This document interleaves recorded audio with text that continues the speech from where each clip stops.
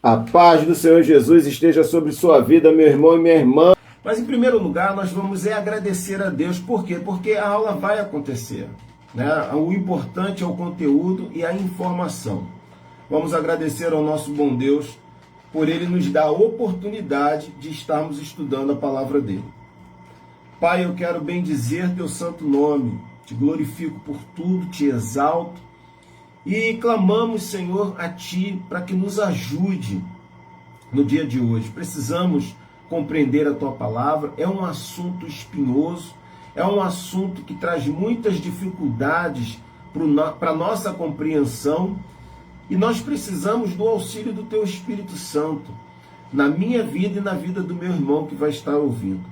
Usa a nossa vida para a glória do Teu santo nome. Em nome de Jesus eu oro. Amém. Aleluia. Bom, para quem está acompanhando os estudos, sabe que nós estamos estudando o livro de Êxodo com o seguinte foco, né? A nossa intenção é dar uma olhadinha na vida das pessoas. Como essas pessoas agiam, como elas recebiam a mensagem divina, como elas reagiam às mensagens divinas.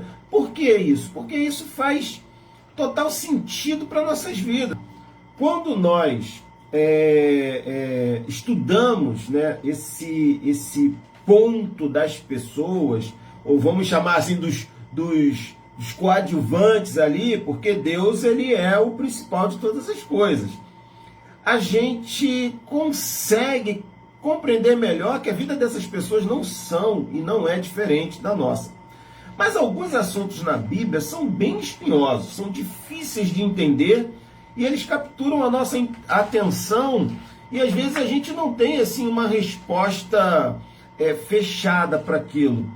E aí, teologicamente, os estudiosos vão debruçar em cima disso e sempre vai haver uma série de discussões. Uma delas como pentecostais entendem que evidência de um batismo no Espírito Santo é falar em línguas. Então, assim, eu estou usando isso porque eu venho desse meio e posso falar com mais propriedade. Mas o nosso assunto hoje é o seguinte: está escrito lá que Deus iria endurecer o coração de Faraó. Mas o interessante é que também está escrito lá que o Faraó endureceu o coração. E aí? Quem endureceu o coração? Vamos dar uma olhada para ver o que isso tem a ver conosco e como isso pode nos ajudar. Existe um termo chamado antinomia. Antinomia, tá? É um termo. E isso não acontece só aqui na Bíblia, né? Acontece também na matemática, na física, e uma série de locais. É quando duas coisas que parecem se contradizer, mas na verdade são sentenças verdadeiras. Por exemplo, a luz, assim como partículas subatômicas, ela pode se comportar tanto como onda quanto como uma partícula, dependendo do experimento realizado. Então, se você numa prova coloca lá, a luz é onda, tá certo. A luz é partícula, tá certo também. Então, hoje, olhando para a Bíblia, nós vamos verificar e trabalhar em cima do quê? Soberania de Deus e responsabilidade humana. Quando a gente começa a ler esse assunto, a gente parou no capítulo 7, né, do nosso estudo, fazendo ele de forma expositiva, mas hoje a gente para dar atenção para este assunto. Por quê? Porque ele está em boa parte do Êxodo, são pelo menos 19 vezes ou 18 das que eu contei, onde 9 vezes Deus endurece o coração e 9 vezes o Faraó endurece o próprio coração. Êxodo, no capítulo 4, no verso 21, a gente vai ver o seguinte: Disse o Senhor a Moisés: quando você voltar ao Egito, veja que você faça diante de Faraó todos os milagres que lhe dei poder para realizar. Mas eu endurecerei o coração dele para que não deixe o povo ir. Mas quando você vai para o capítulo 7, no verso 13, está escrito assim: no entanto, o coração de Faraó se endureceu, e ele não quis ouvir Moisés e Arão como o Senhor tinha dito. Isso é aquele momento que a vara se transformou numa serpente. E aí a gente continua lendo, lá no capítulo 8, na segunda praga, a praga das rãs. Quando, porém, Faraó viu que havia alívio, endureceu o coração e não quis ouvir Moisés e Arão, como o Senhor tinha dito. Já no capítulo 8, no verso 32, a praga das moscas, mas também desta vez Faraó endureceu o coração e não deixou o povo ir. E são várias, assim, eu não vou pegar todos os textos, mas entre o capítulo 4 e o capítulo 14, vocês vão encontrar essas referências, e eu vou fechar aqui com o capítulo 14, no verso 17. Quando eles estão se preparando para atravessar o Mar Vermelho, olha aqui: eu, porém, endurecerei o coração dos egípcios e eles os perseguirão. Serei glorificado por meio de Faraó e de todo o seu exército com seus carros de guerra e seus cavaleiros.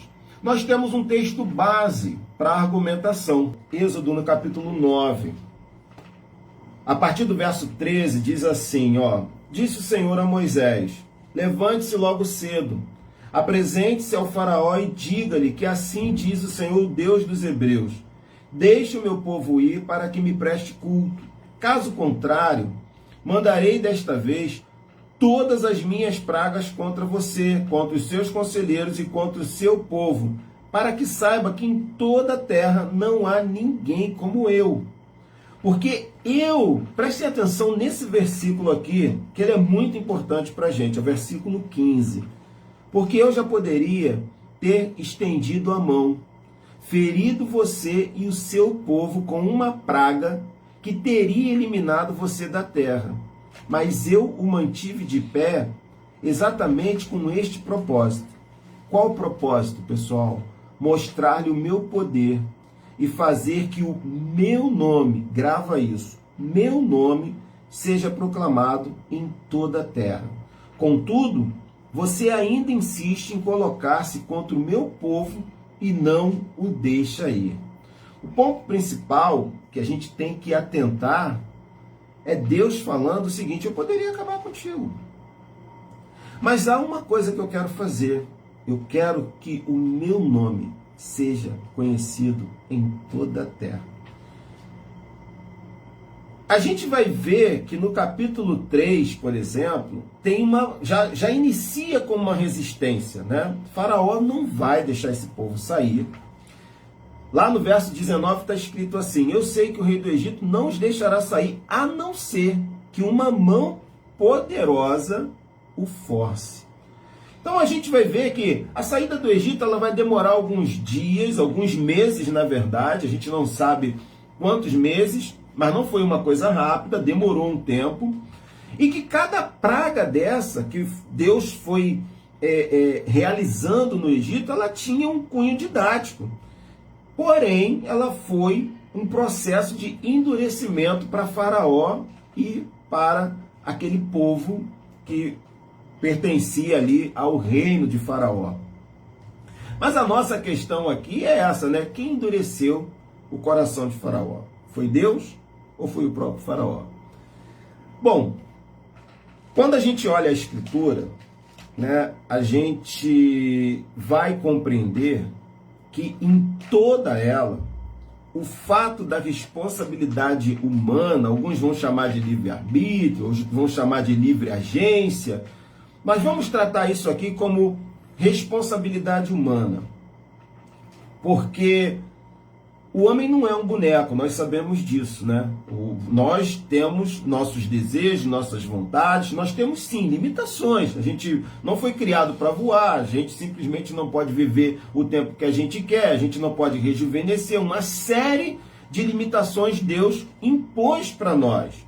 Porém, Ele nos deu o que chamamos de livre agência. Então, moralmente, nós somos responsáveis. E a Bíblia vai dar muitos respaldos disso. Por exemplo, se a gente vai lá para Provérbios, no capítulo 1, verso 29 e 30, está escrito assim: porquanto odiaram o conhecimento e não escolheram o temor do Senhor, não aceitaram o meu conselho e desprezaram toda a minha repreensão. Olha isso. Esse versículo está falando das consequências de quê? De rejeitar o conhecimento e o conselho. Quem é que está rejeitando? A pessoa.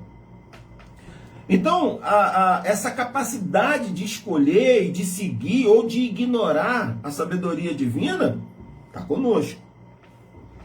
Quando a gente continuando ainda em Provérbios, lá no 9, verso 6, está escrito assim: deixe os insensatos e viva, prossiga pelo caminho do entendimento.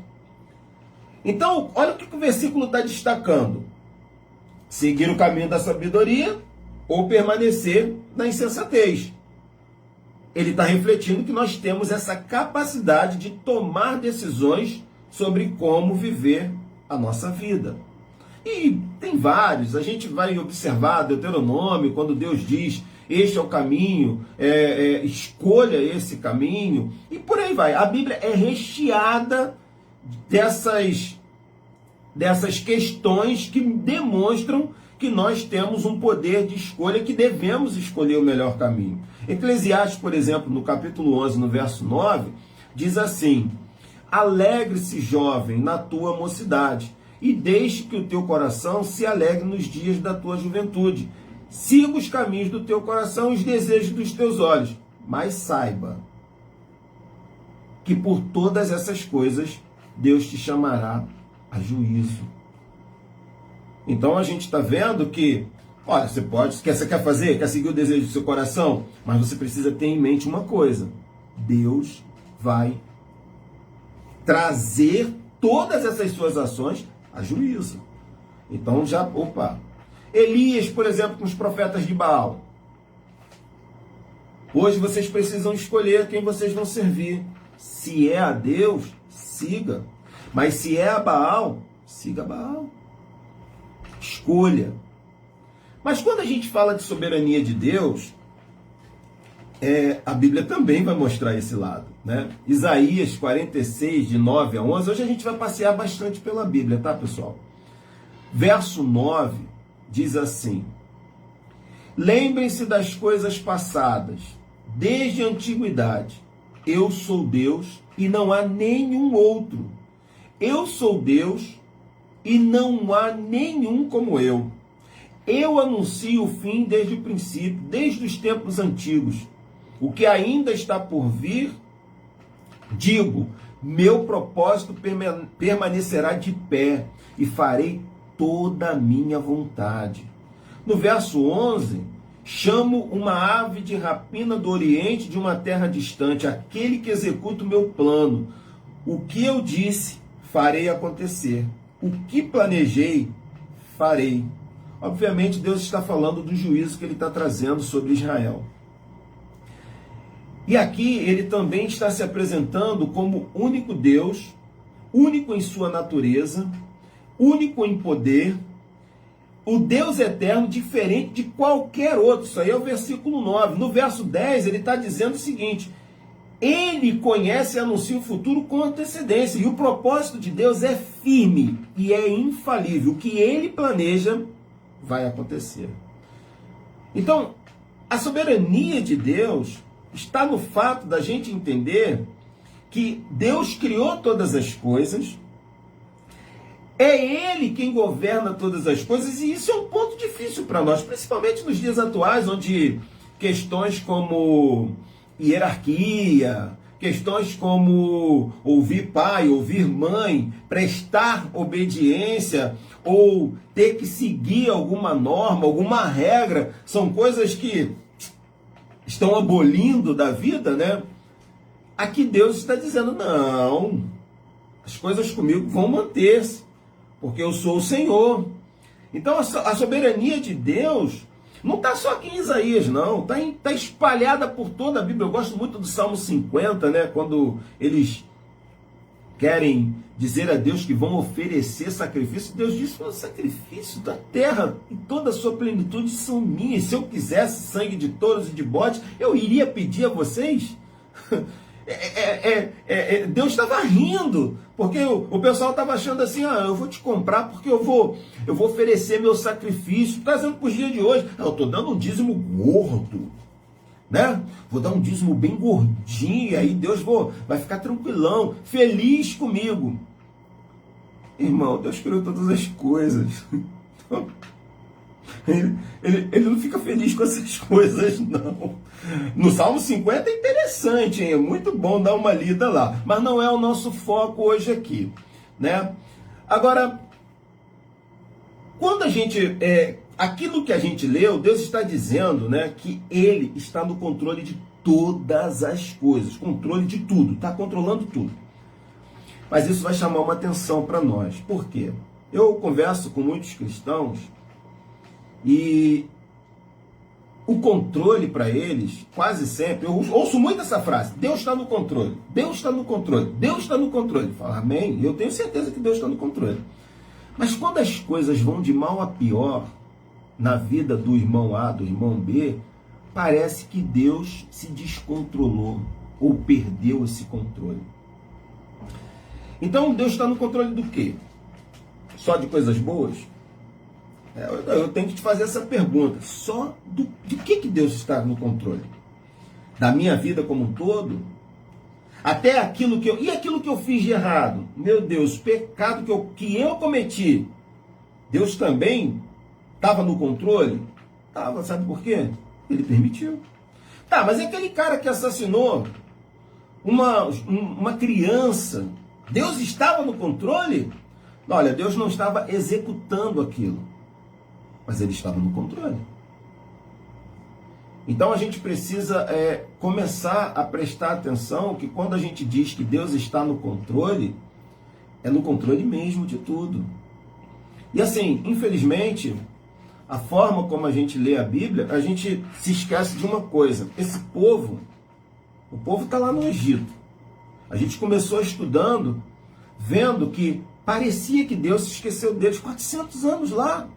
Ué, cadê Deus? E de repente um faraó que se levanta e começa a assassinar crianças.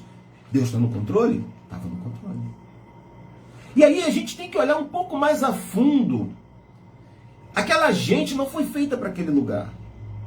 Aquele povo não deveria ficar no Egito. Por quê? Porque a terra que Deus prometeu, que mana leite e mel, não é aquele lugar.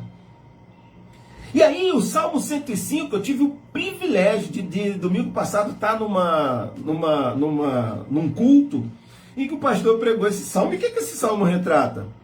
Lá vai dizer, não me lembro agora o versículo, que Deus fez com que o coração dos egípcios se voltassem contra o seu povo.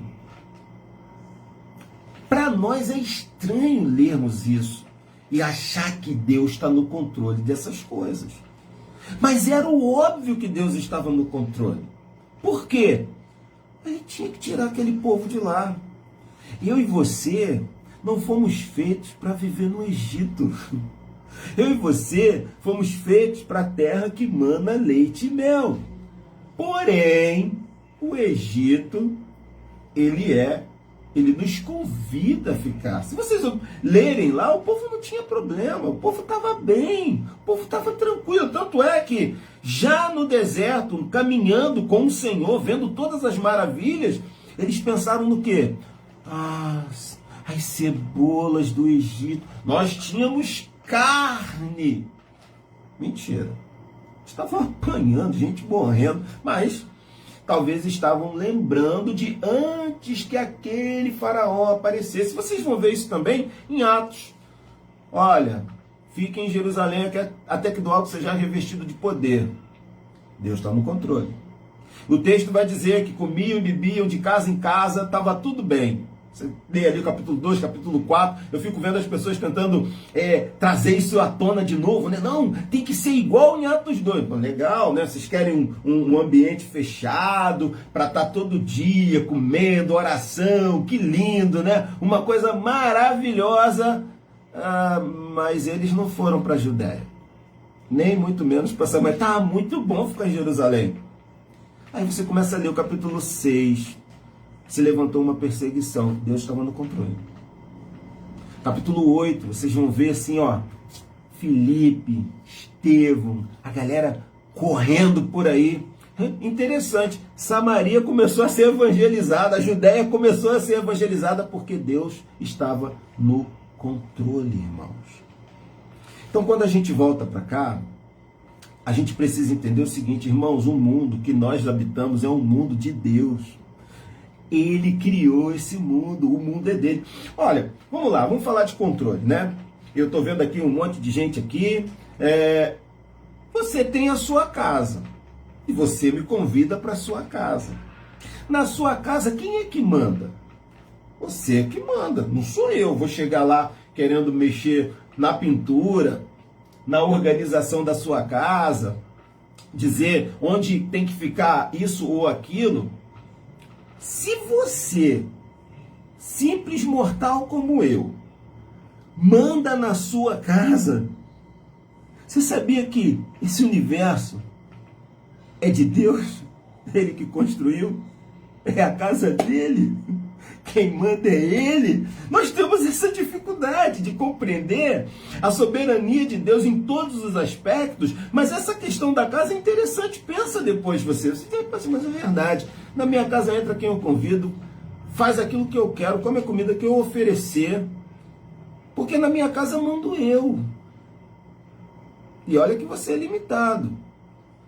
Vamos dar uma olhadinha para falar um pouco mais dessa soberania, olhando alguns versos em Jó. Eu amo ler o livro de Jó, eu amo esse livro.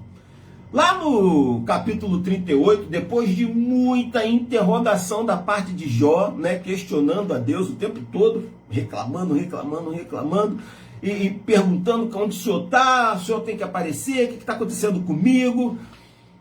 E aí, no capítulo 38, Deus aparece para conversar com Jó. O que é legal? O que é bacana? Olha o verso 2 aqui. Deus falando com Jó. Conosco também, né? Quem é esse que obscurece o meu conselho com palavras sem conhecimento? E aí, pulando para o verso 8, quem represou o mar pondo-lhe portas, quando ele irrompeu do ventre materno, quando o vesti de nuvens e em densas trevas o envolvi, quando fixei os seus limites e coloquei portas e barreiras, quando eu lhe disse, até aqui você pode vir, além deste ponto não, aqui faço parar suas ondas orgulhosas. Isso é Deus perguntando para o Jó, eu gosto disso.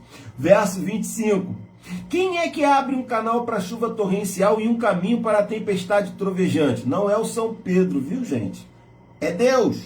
Para fazer chover na terra em que não vive nenhum homem, no deserto onde não há ninguém, para matar a sede do deserto árido e nele fazer brotar vegetação. Gente, é fantástico, é poético, mas é lindo você ler isso. Verso 35, e você? É você que envia os relâmpagos e eles lhe dizem, aqui estamos? O que a gente está vendo aqui, irmãos? Um Deus que governa sobre a sua criação, que colocou cada coisa no seu devido lugar. Ele está apresentando para nós, por exemplo, essa aqui do avestruz, do capítulo 39 de Jó, é muito interessante. Ele diz assim, a avestruz bate as asas alegremente. Que se dirá então das asas e da plumagem da cegonha? Ela abandona os ovos no chão e deixa que a areia os aqueça, esquecida de que um pé poderá esmagá-los, que algum animal selvagem poderá pisoteá-los. Ela trata mal seus filhotes como se não fossem dela, e não se importa se o seu trabalho é inútil. Isso porque Deus não lhe deu sabedoria, nem parcela alguma de bom senso. Contudo, quando estende as penas para correr, ela ri do cavalo e daquele que o cavalga. Deus está, através do livro de Jó, mostrando para nós que Ele é um Senhor soberano. Ele precisava mostrar isso para Jó. Jó estava sofrendo. Jó estava passando por questões que não cabiam no entendimento. Por quê? E de fato, quando a gente lê o livro de Jó, que é um livro extremamente importante para nós, principalmente nos dias atuais, porque o sofrimento é o que não falta para o ser humano. Mas o Jó, ele entendia de alguma maneira, o meu Redentor vive, ele diz isso. Ele cria, ele só queria uma resposta, que quando Deus traz essas respostas querem dizer para nós o seguinte: eu sou o Senhor soberano que tem um plano e um propósito, e que nada pode ir contra o meu desejo e a minha vontade. Infelizmente, as portas que têm sido abertas é de uma pregação de que tudo vai dar certo, de que tudo vai ser bom, de que tudo vai correr bem, mas o livro de Jó está lá para dizer que não. E a Bíblia vai registrar que o dia mau existe. E se nós, enquanto cristãos, não estivermos prontos para entender e compreender que esse Deus soberano nos guarda em qualquer situação, a nossa fé vai sucumbir, irmãos. E infelizmente é necessário falar que as coisas mudam de um dia para o outro. Olha a história que a gente está lendo. Estava tudo indo muito bem. O José chegou lá, colocou grana no bolso do faraó. O José subiu para ser governador, não porque ele queria, eu até falo disso em uma pregação, mas Deus o levou para lá, ele entendeu que Deus o levou para lá. E mais o que ele faz? O povo vai para o Egito, mas isso por quê? Plano de Deus, propósito de Deus. Só que Deus disse: eu vou levar, mas depois eu vou buscar vocês não vão ficar aí para sempre. E em tudo, Deus está trabalhando, porque Ele tem um propósito, Ele tem um plano. E o plano e o propósito é muito maior do que a nossa vida, do que a gente está passando. Então esse pessoal estava bem, na terra de Gósen, eles cresceram, eles multiplicaram, eram fecundos. Ah, mas surgiu um faraó, de um dia para o outro a coisa mudou. Estava bom, e agora? Agora não está mais. Tava a mesma coisa em Atos dos Apóstolos, está todo mundo feliz. E agora? Agora não está mais. Então, vamos lá. Deus é soberano em todas as coisas. Todas. Todas. Inclusive nessas que você, que de repente está aqui, não sabe ou não entende, não tem a mínima ideia do porquê está passando. Mas eu posso te dizer, porque a Bíblia diz, Ele é soberano. E outra coisa que a gente tem que analisar aqui, todas essas nossas escolhas, tudo que você e eu podemos decidir, é no mundo de Deus, é no mundo que Ele criou. Ele precisa te sustentar, Ele precisa me sustentar nesse mundo dele, para que eu possa fazer as escolhas. E aí, olha o que ele diz para Faraó, né? A gente leu: por esse motivo eu estou te mantendo vivo. Por quê? No caso de Faraó, Deus queria manifestar a glória dele lá. Mas Deus estava sustentando Faraó. É Deus que estava mantendo o ar dele, que ele respira. Assim como mantém o nosso. Assim como mantém o daquele homem que é mau, daquele homem que faz coisa ruim, daquele ditador, do estuprador, do homicida. Deus sustenta tudo com a palavra do seu poder, inclusive isso também. Por quê? A gente vai ver mais à frente. Lá nas aulas anteriores, a gente chegou até a conversar, né? Quando alguma coisa dá errado, geralmente a gente fica com raiva de Deus. Por quê? Irmãos, consulte seu coração. Consulte de verdade seu coração. Anote suas orações. Nossas orações têm 95% de pedidos. O que a gente quer? A gente quer que Deus seja conforme a nossa imagem e semelhança. Ops! Mas Deus nos criou conforme a imagem e semelhança dele. Isso muda tudo. Ele está aqui, eu estou aqui. Mas nos dias atuais, eu gosto de uma música do Logos, que ele diz assim: eu sinto um verdadeiro espanto no meu coração em constatar que o evangelho já mudou. Quem antes era servo, agora acha-se Senhor e diz a Deus como ele tem que ser. Depois procura aí no YouTube, joga aí Logos, o Evangelho, o nome da música. Só que a verdade, irmãos, é que nós somos chamados para confiar em Deus. Por isso, o Deus soberano, ele nos chama para que a gente confie nele, independente do que está rolando, do que está acontecendo, se eu estou entendendo ou não. Eu preciso confiar nele e na sua palavra. Observe que a gente está estudando só Êxodo. E o livro de Êxodo nos dá todos esses ingredientes. Por exemplo, a gente viu, Moisés recebe a palavra, Moisés tem aquela troca de ideia, aquela negociação, a gente falou disso na aula que passou, e depois, quando ele chega lá, o que acontece? Ele leva a palavra, o pessoal acredita, o pessoal adora o Senhor, mas quando ele vai falar com o faraó, as coisas pioram. E aí diz o texto que as pessoas começaram a reclamar, falar: Moisés, você veio aqui para nos matar. Esse teu Deus aí está complicando as coisas. Por quê? Porque, para mim, às vezes o interessante é se eu entendo. Sabe, hoje em dia tem uma palavra que as pessoas gostam muito de usar, né? Faz sentido. Você explica uma coisa, faz sentido. Tem que fazer sentido. Como que o Renato Russo disse isso? Esse mesmo Deus é três. Como um mesmo Deus pode ser três? Não faz sentido. Renato Russo ficou assim, coçando a cabeça. Não faz sentido. Tem coisas que Deus faz que não vai fazer sentido, irmão.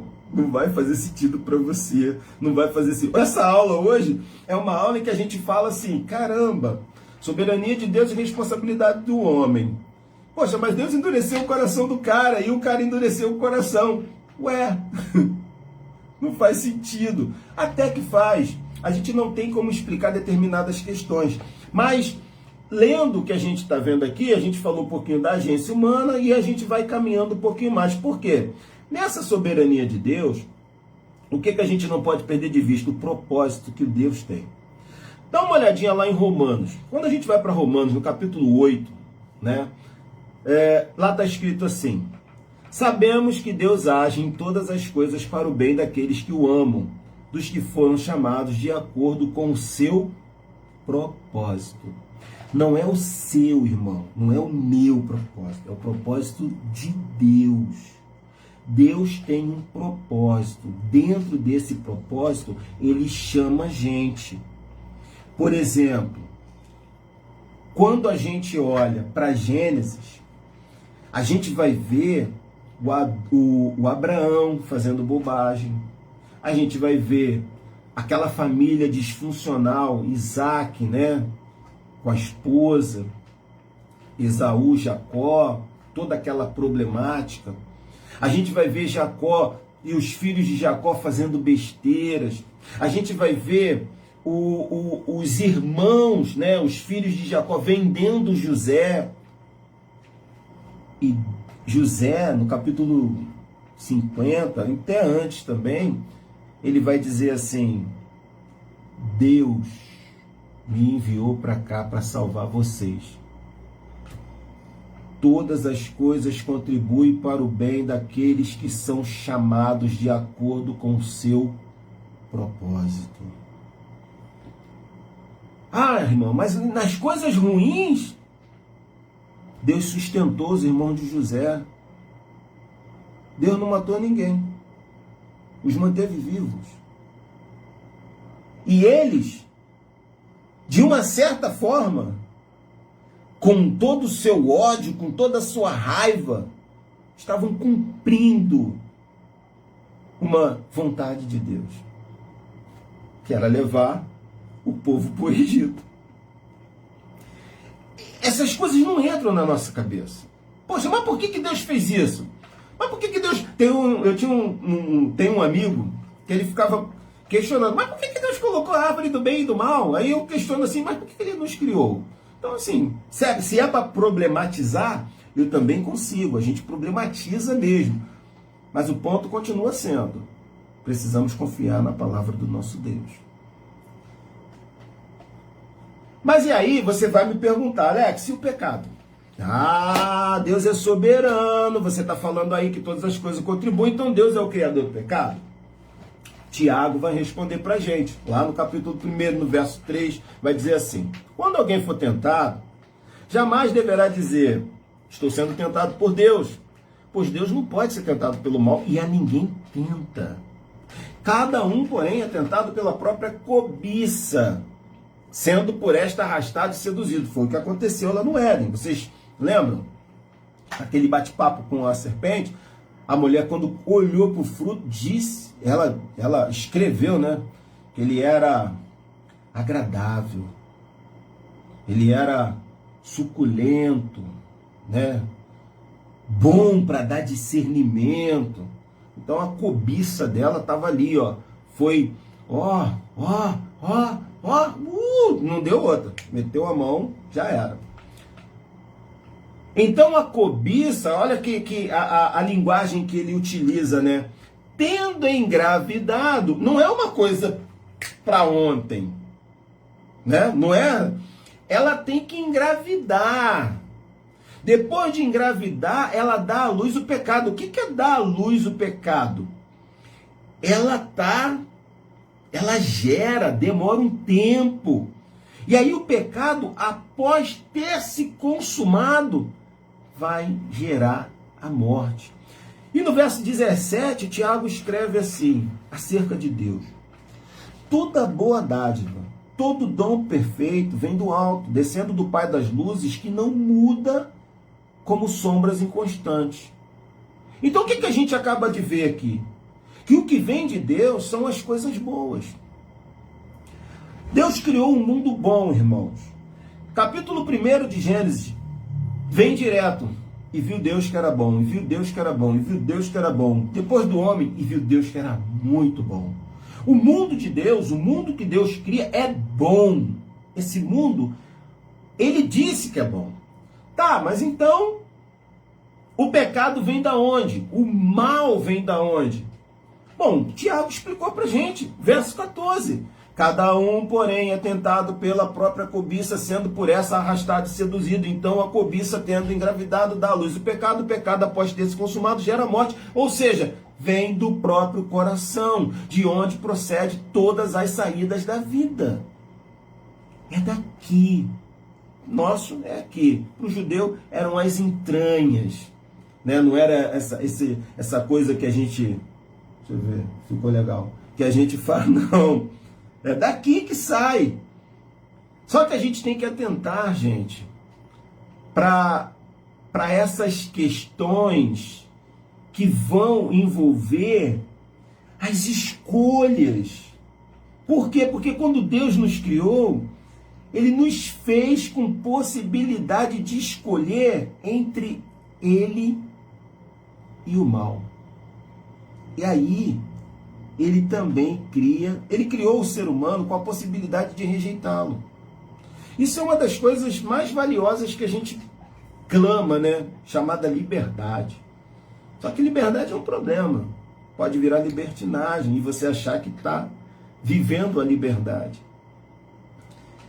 E se Ele faz o homem com essa possibilidade de escolha, então Ele faz também a possibilidade, Ele permite a possibilidade do mal existir. Só que o mal, ele não é uma entidade em si.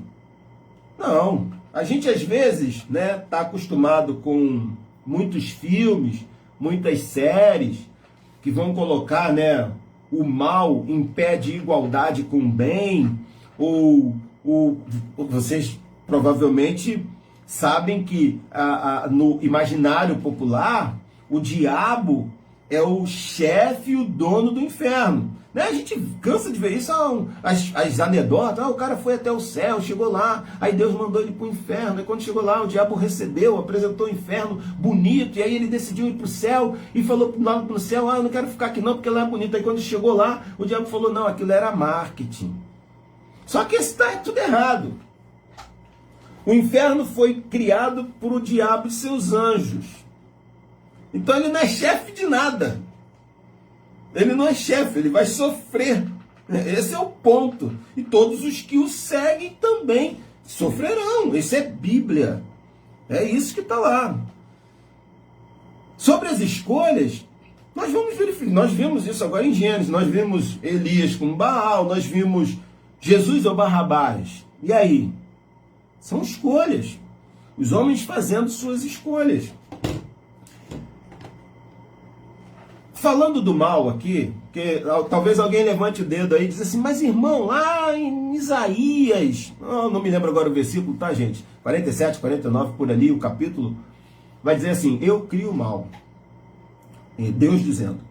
Só que ali você precisa entender o contexto, tá? E o contexto de que Deus diz que cria o mal é que ele cria dificuldades para o homem por conta do pecado dele. Então o homem tenta às vezes uma coisa, ele quer tanto. Por exemplo, quando Israel foi invadido, você vai ler que teve gente que teve estupro, teve assassinato, filhos, crianças, teve tudo isso. Mas Deus acabou criando esse mal para eles. É esse o contexto de Isaías, tá? O mal, ele na prática, o que é o mal, né? Eu gosto da palavra do Guilherme de Carvalho. O mal é um roubo, é uma corrupção. Quer ver uma coisa? E também gosto do que Saião fala sobre isso, Luiz Saião. Tô íntimo dessa galera, né? O professor Luiz Saião. Ele diz que, e é verdade, né? A ferrugem, por exemplo. A ferrugem existe, irmãos? Você vai dizer para mim, claro, Alex, ferrugem tem até cor ferrugem. Não. Não. Você já viu ferrugem dar em madeira? Não.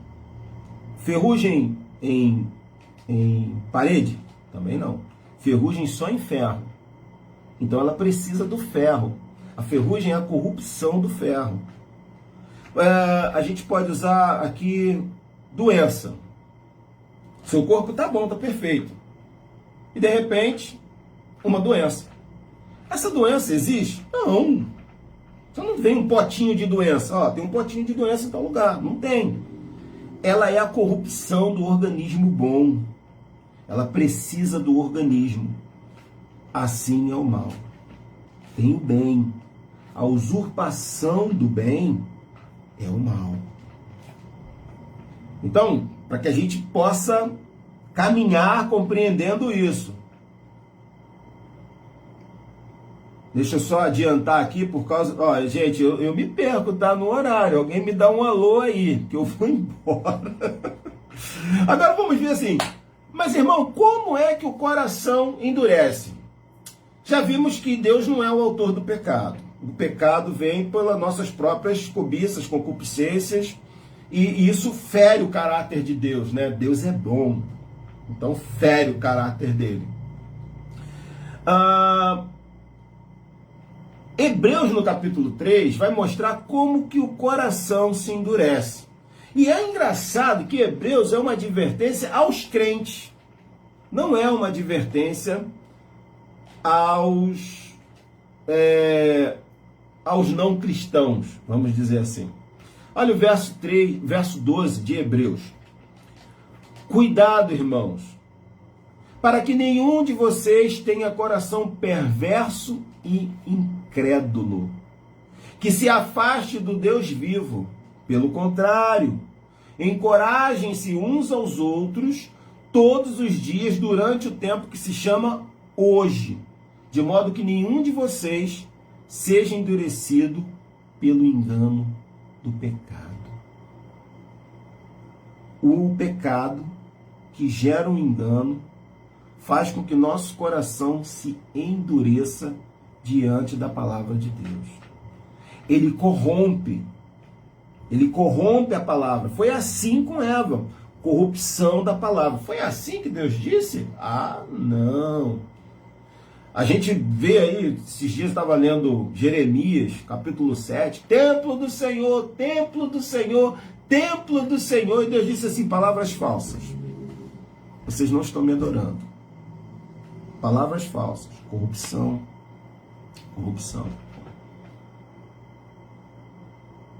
Quando a gente olha para isso aqui, vamos dar uma olhadinha lá para Faraó. Faraó está vendo o quê? Ô Moisés, fala para ele deixar meu povo ir, porque eu sou o Senhor. Pega essa vara, joga no chão para ele. Ah, a gente também faz. Transforma em sangue. Ah, a gente também faz. Transforma. Ah, a gente também faz. Até que chegou os piolhos. Não, aí a gente não faz. E, no entanto, cada milagre desse, cada sinal desse, o Faraó ia endurecendo o próprio coração. Saul também é uma pessoa que teve isso. Deus falou com ele várias vezes e, no entanto, o fato dele não dar ouvidos à voz do Senhor fazia com que ele cada vez mais ia endurecendo o seu coração. Então, o pecado que nos faz ficar surdos mediante a palavra de Deus, só que a gente não pode dizer assim, foi o pecado. É o pecado, sabe? Como se ele fosse uma entidade separada de mim e eu vou botar a culpa no pecado. Não, cobiça que está em mim, desejo meu, contrário à vontade de Deus. E a gente vai ver que há um processo aqui. Eu já estou terminando, né? Eu vou dar uma corrida. Existe um processo aqui. O pecado tem esse poder de deixar com que a gente não veja mais quem Deus é, nem quem somos e nem muito menos o que a gente está fazendo. Infelizmente, esse é o processo. Porque Deus lá no Egito deu o quê? Uma oportunidade, mas o orgulho do faraó era muito maior. Era o orgulho dele. Pensem comigo, nós vimos isso na aula quando falamos sobre quem era o faraó, a encarnação de Horus. O homem responsável pela prosperidade do povo, responsável pela organização, responsável por manter a ordem, divinizado. E de repente vem ele mesmo disse, quem é o Senhor? Vem um Deus aí falar para ele, olha, eu sou o Senhor de toda a terra. Interessante, quando vocês lerem lá, vocês vão ver que o tempo todo Deus diz, eu sou o Senhor de toda a terra. Eu estou fazendo isso para que você entenda que o Egito é meu, não é seu. Esse carro aí, não é seu também não, nem essa casa. Nem esse corpo. Meu corpo, minha regra, mentira, não é seu. É dele. Tudo é dele. Eu sei, você de repente não gosta dessa parte, mas é dele. Tem que fazer o quê? É Bíblia. Quando a gente vai para Romanos ainda, né, o capítulo 8, verso 6, vai mostrar para a gente o seguinte, como, Alex, olha só, e como que a gente vive? Porque diante de tudo isso é muito difícil. A gente precisa do quê? A gente precisa de ajuda. Por isso que Jesus falou que ia mandar para quem? Quem? Consolador. E que ele iria habitar em nós, o Espírito Santo. O Espírito Santo, gente, em nome de Jesus, ele não é para pular, sabe? Vamos buscar poder, poder, poder, e ficar ali naquele bolinho, poder, poder. Não. O Espírito Santo, olha isso aqui, ó. Verso 6 do capítulo 8 de Romanos. A mentalidade da carne é morte, mas a mentalidade do Espírito é vida e paz. A mentalidade da carne é inimiga de Deus porque não se submete, olha, não se submete à lei de Deus. Mas é o quê? A mentalidade. Nem pode fazê-lo. Quem é dominado pela carne não pode agradar a Deus. Ao verso 9. Entretanto, vocês, nós, não estão sob o domínio da carne, mas do Espírito. E aí o Paulo dá aquela chuchada, né? Se de fato o Espírito de Deus habita em vocês. E se alguém não tem o Espírito de Cristo, não pertence a Ele. Quem nos dá força, irmãos, para romper, nos dá força para viver nesse mundo de Deus, para servir a Deus, é o Espírito Santo. É Ele que faz isso. A gente não faz sozinho, a gente não lê Bíblia sem o Espírito Santo. A gente não ora sem o Espírito Santo. Inclusive, a gente nem sabe orar. E por isso ele precisa interceder por nós. Você não vai para a igreja, você não deseja ir à igreja, você não deseja comunhão sem o Espírito Santo. Sua carne não quer isso, meu irmão. Minha carne não quer isso. Minha carne quer outras coisas. E aí eu tenho que botar os joelhos no chão e falar: Senhor, tenha misericórdia de mim. Por favor, tenha compaixão de mim. Sou pobre pecador. E bater no peito, como aquele homem fez, sem ousar olhar para cima. Agora, por que o pecado nos engana? Por que ele ganha tanta força, tanto poder assim? Romanos 1 vai explicar para a gente. E isso você vai comparando com Faraó. Vamos dar uma olhadinha aqui a partir do verso 19. Pois o que de Deus se pode conhecer é manifesto entre eles, porque Deus lhe manifestou. O Faraó estava vendo tudo aquilo, vendo milagres. As pessoas estavam vendo os milagres. As pessoas viram rãs, as pessoas viram moscas, as pessoas viram feridas, as pessoas viram granizo. Todos eles viram essas coisas. Não podem dizer que não viram. Só que aqui Paulo não está falando só sobre o Egito. Aqui Paulo está falando da condição humana. Porque o que de Deus se pode conhecer é manifesto entre todos nós. Não é possível. Você sai do lado de fora, você olha para o sol, você olha para a lua, você olha para as estrelas, você olha para as árvores, você olha para a natureza como um todo, você olha para um filho que nasce. Não tem como você não olhar. Não, isso é uma coisa divina. É algo muito extraordinário. Porque o homem não consegue criar isso aqui. Pode fazer Born, o nome daquele bebezinho, é Born? Aquela bonequinha que parece uma criança. Algumas são esquisitas. Mas vamos lá. O homem pode fazer aquilo, mas ele não dá vida. Ele não faz que pés de banana só deem banana. E no tempo certo. Não consegue fazer isso. E aí Paulo continua aqui. Lá o Faraó não está vendo nada. Deus manifestou, mas a arrogância e a ingratidão e o orgulho dele não permite. E então, o que Deus vai fazer? Deus vai dar uma lista aqui desses homens, quem eles são. E eu vou pular essa lista, porque aí você vai ter que ler Romanos, capítulo 1. Mas eu vou para o verso 24, porque eu quero mostrar para vocês o que Deus faz com os nossos desejos. Quando a gente está tão assim para alguma coisa, o que Deus faz, né? Como Ele entrega a gente ao nosso próprio caminho. Por exemplo, verso 24 de Romanos capítulo 1. Por isso Deus os entregou à impureza sexual, segundo os desejos pecaminosos de seus corações, para a degradação dos seus corpos entre si.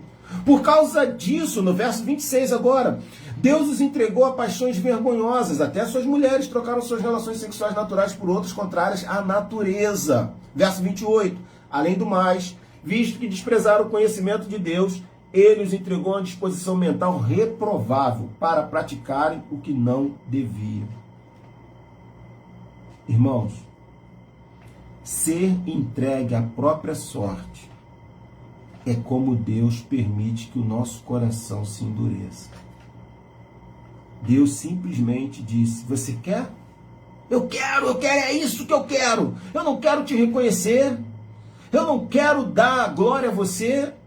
Eu nem acredito que você criou nada. E Deus disse: tudo bem. Quer seguir esse caminho? Então vai. Faraó foi entregue ao próprio coração. Esse é o ponto. Por isso, Deus endureceu, mas ele endureceu e Deus simplesmente não botou a mão, falou: tá bom, pode seguir. O juízo de Deus começa assim, quando Deus entrega o homem ao caminho que ele tanto deseja. Agora, por que Deus fez isso? Por causa do seu nome ainda, sabia? Olha, Romanos 9, a gente está terminando, tá, gente? Verso 13 de Romanos 9. Como está escrito, amei Jacó, mas rejeitei Esaú. E então o que diremos? Acaso Deus é injusto? De maneira nenhuma. Pois ele diz a Moisés, terei misericórdia de quem eu quiser ter misericórdia, terei compaixão de quem eu quiser ter compaixão. Portanto, isso não depende do desejo ou de esforço humano, mas da misericórdia de Deus. Pois a Escritura diz, esse aqui foi o texto que a gente leu. Eu o levantei exatamente com esse propósito, mostrar em você o meu poder, e para que o meu nome seja proclamado em toda a terra. Lembra que a gente leu esse versículo? Paulo está repetindo aqui. Portanto, Deus tem misericórdia de quem Ele quer e endurece a quem Ele quer. Mas algum de vocês me dirá, então por que Deus ainda nos culpa? Isso aí que quando eu li, eu pensei isso. Falei, poxa, Senhor, peraí, se tu endurece o coração do cidadão, então o cara vai me dizer assim, Deus não pode me mandar para o inferno. Por quê? Ué, ele endureceu meu coração, eu não posso acreditar nele. Eu queria muito acreditar, mas ele não deixa. E assim, mas não é isso que Paulo está dizendo, tá? Porque o que Paulo está dizendo, olha só, a gente vai entender isso aqui um pouquinho mais. Mas algum de vocês me dirá, então por que Deus ainda nos culpa? Pois quem resiste à sua vontade? Aí Paulo, mas quem é você, homem, para questionar a Deus? Acaso aquilo que é formado pode dizer o que o formou? Por que me fizeste assim? Olha o verso 21. O oleiro não tem direito de fazer preste atenção, esse é importante, gente. Do mesmo barro, um vaso para fins nobres e outro para uso desonroso? E se Deus, querendo mostrar a sua ira e tornar conhecido o seu poder, olha essa palavra, suportou com grande paciência os vasos de sua ira preparados para a destruição? Quer dizer, se ele fez isso para tornar conhecidas as riquezas de sua glória aos vasos de sua misericórdia que preparou de antemão para a glória, ou seja, a nós, a quem também chamou, não apenas dentre os judeus, mas também dentre os gentios. Vamos entender isso aqui. Se você for a Jeremias, capítulo 18, Deus vai mandar Jeremias ir à casa do oleiro. E muita gente usa aquilo ali de modo muito errado, né?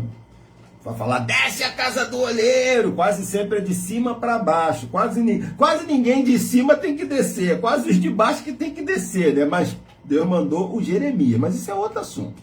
Então, quando você vai lendo aquilo lá, você vai observar que Jeremias ficou observando o oleiro, e o texto diz que o barro se estragou na mão do oleiro. Isso é muito importante. O barro se estragou na mão do oleiro. O barro somos nós. E o ponto é que o oleiro permaneceu ali. Mas foi o barro. E agora esse oleiro vai fazer os vasos.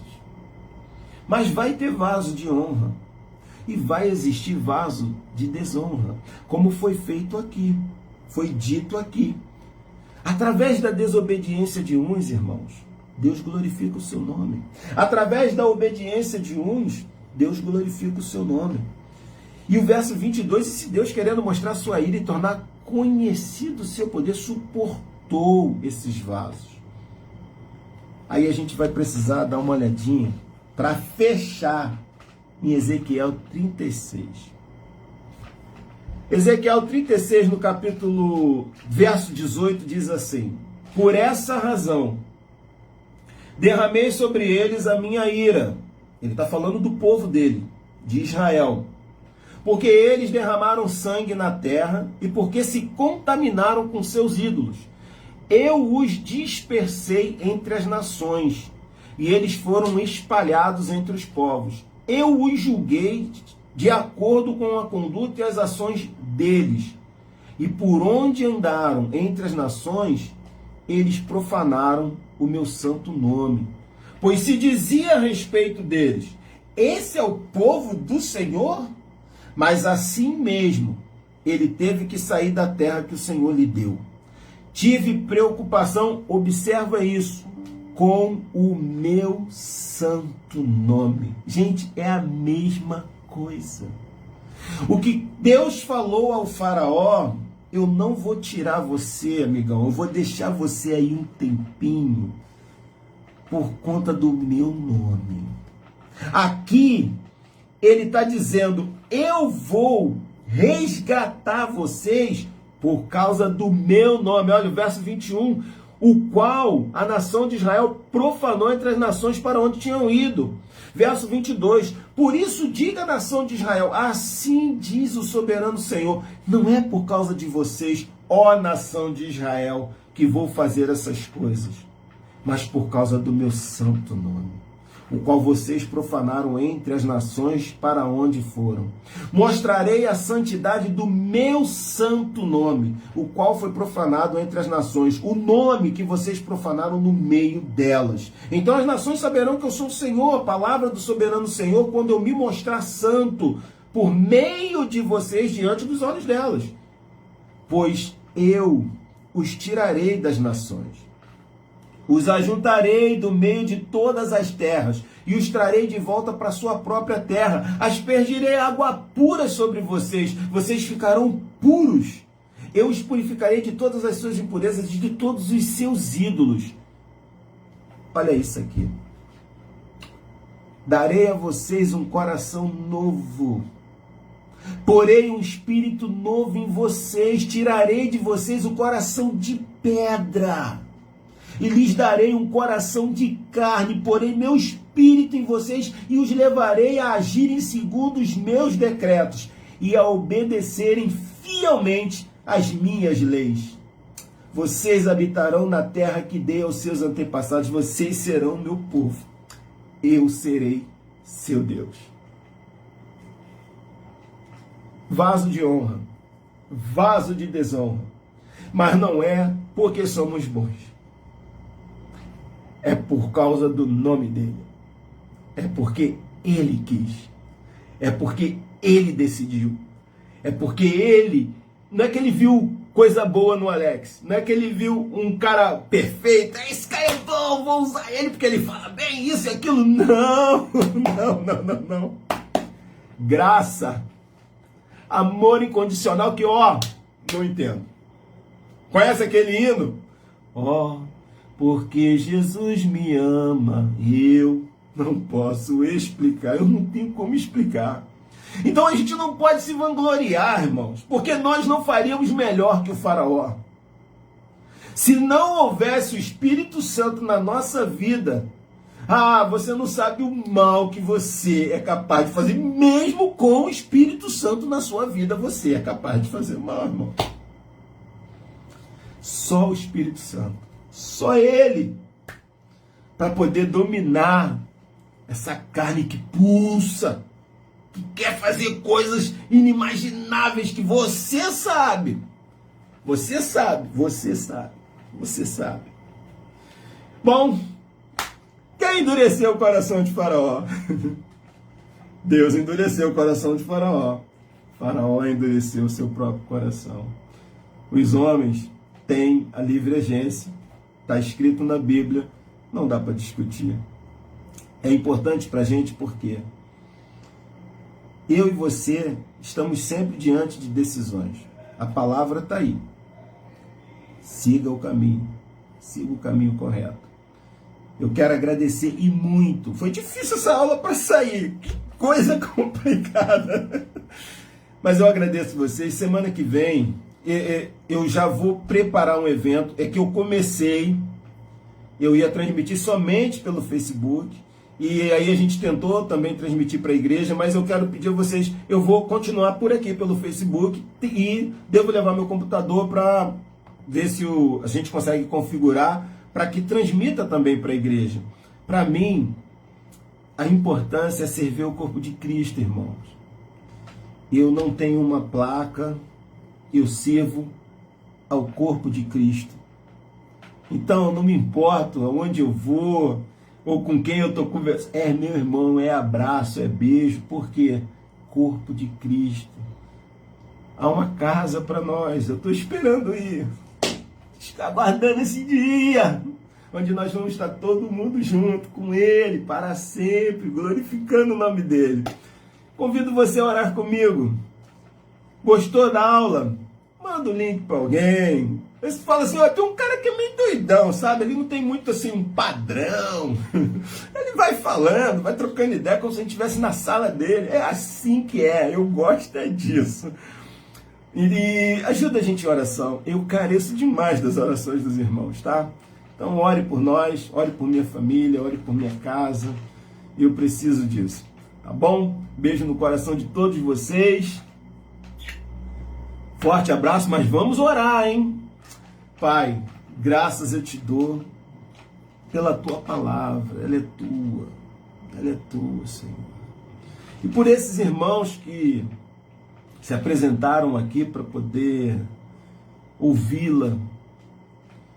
Senhor, só tu pode tratar desses entraves que vêm na nossa mente, vêm no nosso coração. Porque a gente questiona a sua sabedoria, a gente questiona a sua soberania, a gente questiona o seu agir quando ele vai totalmente na contramão do que esperávamos. Eu sei que a gente leva uma lista muito grande de desejos, vontades, pedidos, petições, e não tem nada de errado em fazer esses pedidos. Só que muitas vezes a gente não quer a resposta que vem. A gente não quer. O coração dói, o coração fica aflito, porque a gente às vezes não entende. E são às vezes assuntos espinhosos, assuntos difíceis, assuntos delicados. Mas a gente glorifica por podermos nessa noite estudarmos que o Senhor conversou com Jó, mas não deu a resposta que Jó queria. O Senhor disse a Jó quem tu eras, que foi uma maravilha. Ele calou a boca, botou a mão e disse, eu só tinha realmente ouvido falar de ti, mas eu agora estou te vendo. Oh, aleluia. Nos faça te ver, Senhor. Precisamos te ver. Não só de ouvir falar, Senhor. Não só de ouvir falar. Eu te rendo graças em nome de Jesus. Amém. Gente, forte abraço.